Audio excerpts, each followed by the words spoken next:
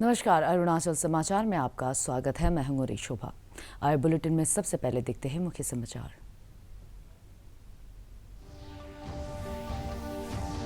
छब्बीस जुलाई 1999 को कारगिल में पाकिस्तानी सेना पर भारतीय सशस्त्र बलों की जीत के उपलक्ष्य में आज राजभवन में मनाया गया कारगिल विजय दिवस समारोह। तवांग में मुख्यमंत्री पेमा खांडू ने कारगिल युद्ध के शहीदों को दी श्रद्धांजलि।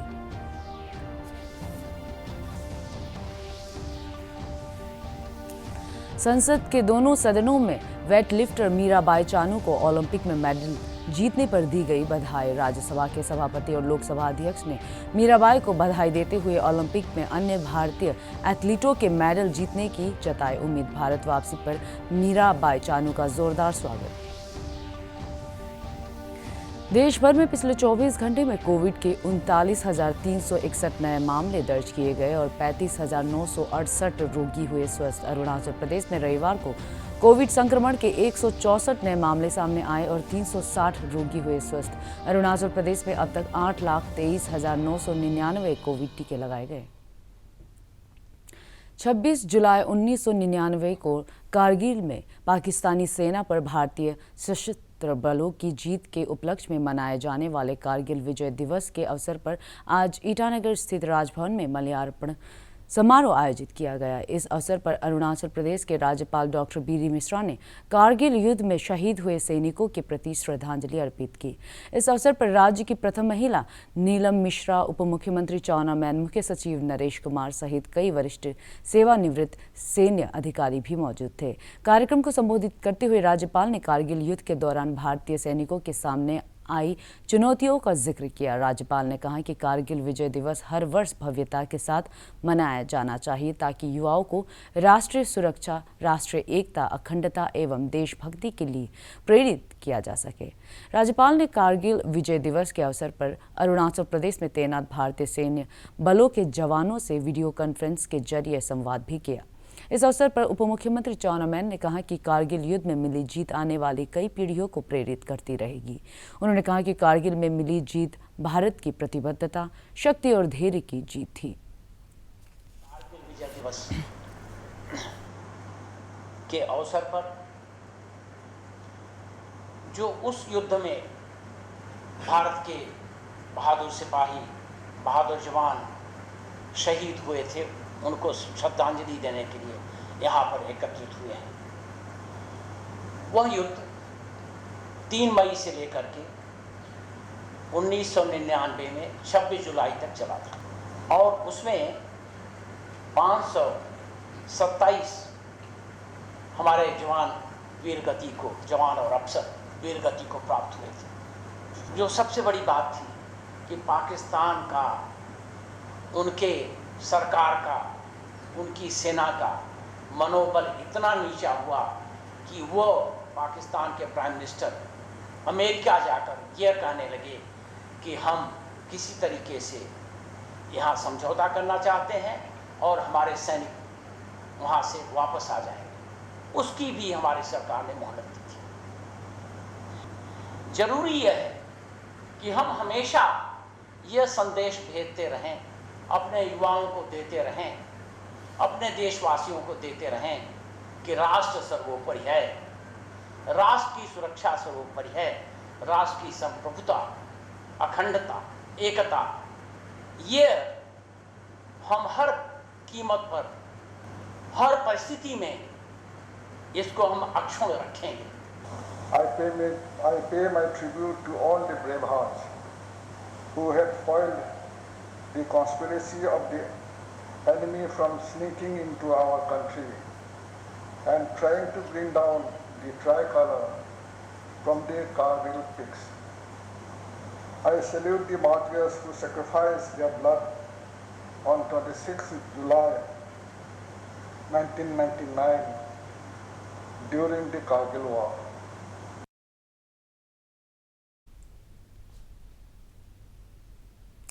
मुख्यमंत्री पेमा खांडू ने तवांग में कारगिल विजय दिवस समारोह में हिस्सा लिया और तवांग वार मेमोरियल में शहीद जवानों को श्रद्धांजलि अर्पित की। उन्होंने कहा कि आज पूरा देश कारगिल युद्ध में बलिदान देने वाले सैनिकों को याद कर रहा है।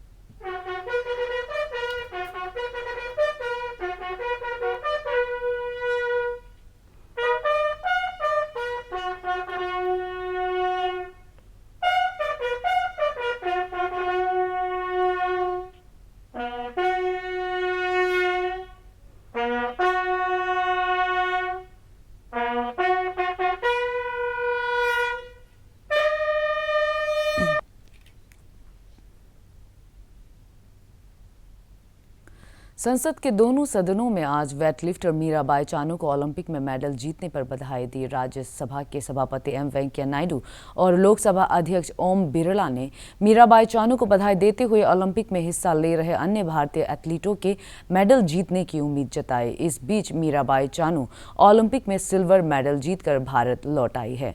आज स्वदेश वापसी पर दिल्ली हवाई अड्डे पर मीराबाई का भव्य स्वागत किया गया। Mrs. Mirabai Chanu for winning silver medal in women's 49 kg category weightlifting event in Olympic Games being held in Tokyo, Japan. With her spectacular performance, Mrs. Mirabai Chanu not only opened the medal tally for the country in this Olympics, but also ended a long wait of 21 years for medal in weightlifting event at the Olympics.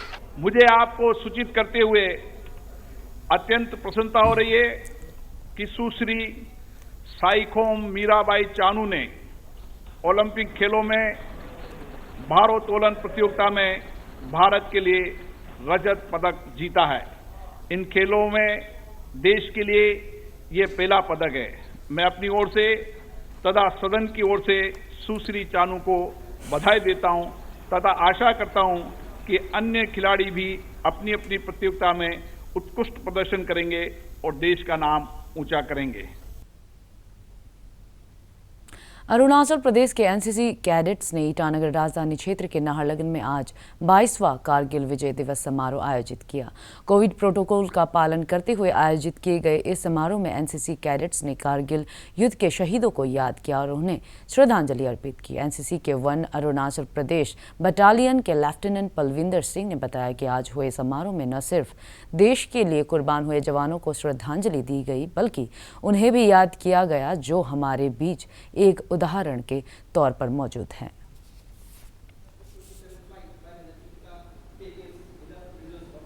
NCC से आज one Arunachal Pradesh battalion NCC विजय दिवस आज मनाए हम सारे cadets मिलकर यहाँ पे, और जिस पे आज जो है रिलिंग के प्रोग्राम्स किए और पीपीटी किए और वो सारे वीर जवानों को हम श्रद्धांजलि दिए और सारे जो पार्टिसिपेट किए थे बढ़ चढ़ के, जो आज लिविंग एग्जाम्पल भी है, आज हम उसे भी याद किए।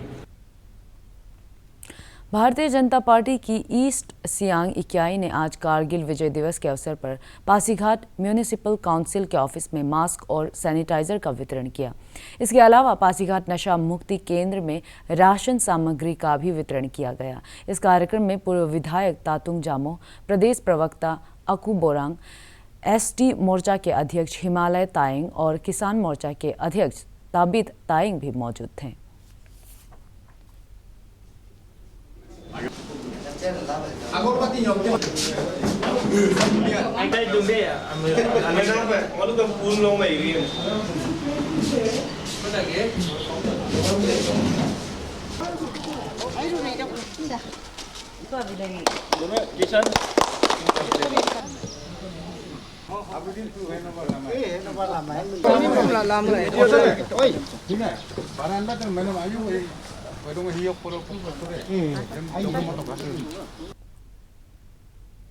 Central reserve police force CRPF की 138वीं बटालियन ने रविवार को ईटानगर के सिंकी व्यू इलाके में पौधारोपण अभियान चलाया।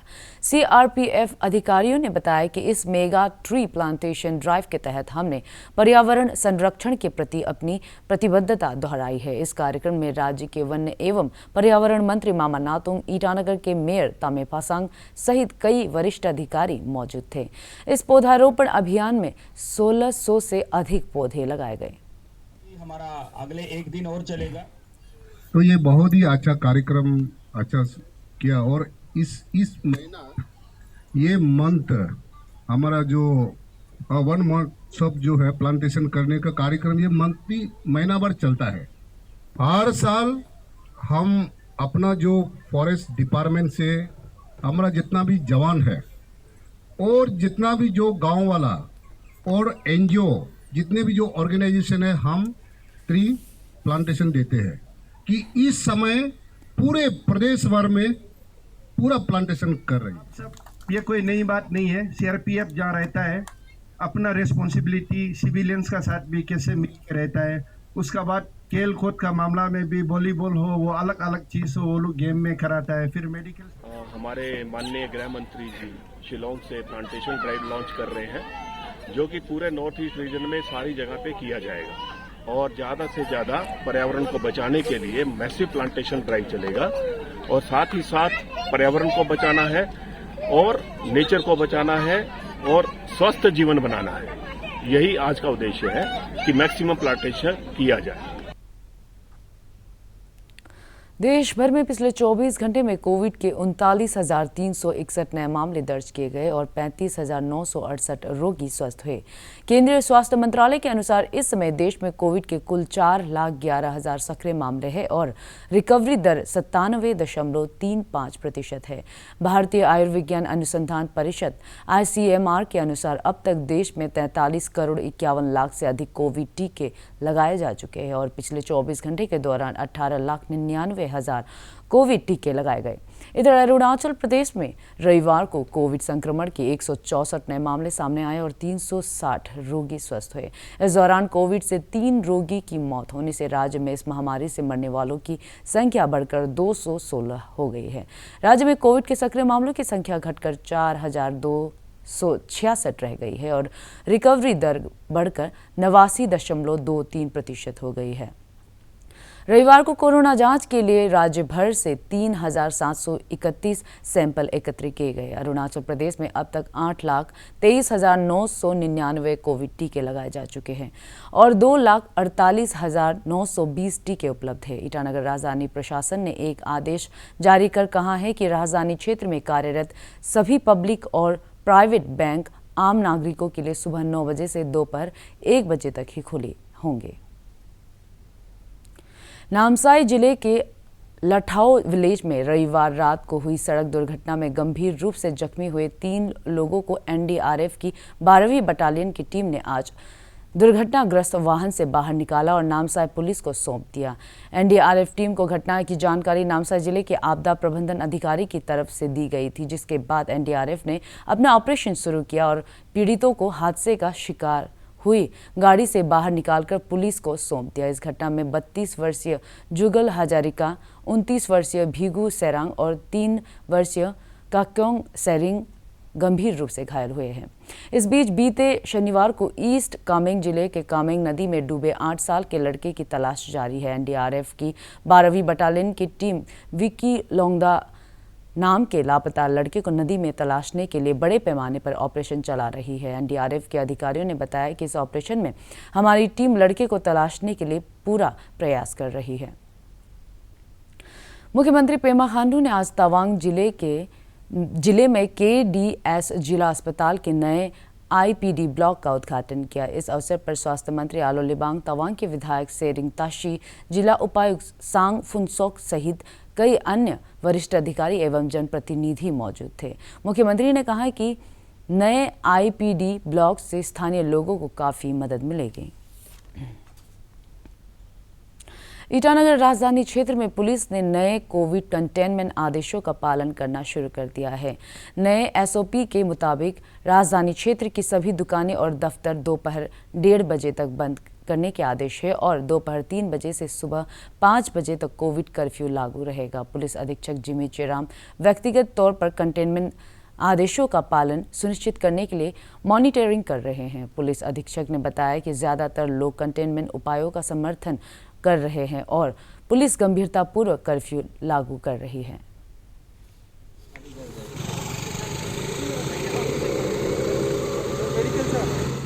आज फर्स्ट डे है, तो मैं आपको क्लियरली बता दूं कि जो हमारा ओपनिंग का टाइम है वो 1:30 PM तक है। आपके शॉप्स हो गए, ऑफिसेस हो गए, वो सुबह 5 बजे से 1:30 PM तक ओपन आप कर सकते हैं। इसके बाद 1:30 PM में आपका शॉप्स क्लोज हो जाएगा, ऑफिसेस क्लोज हो जाएगा, तो आपको टाइम है 1.5 आवर घर पहुंचने के लिए 3 PM।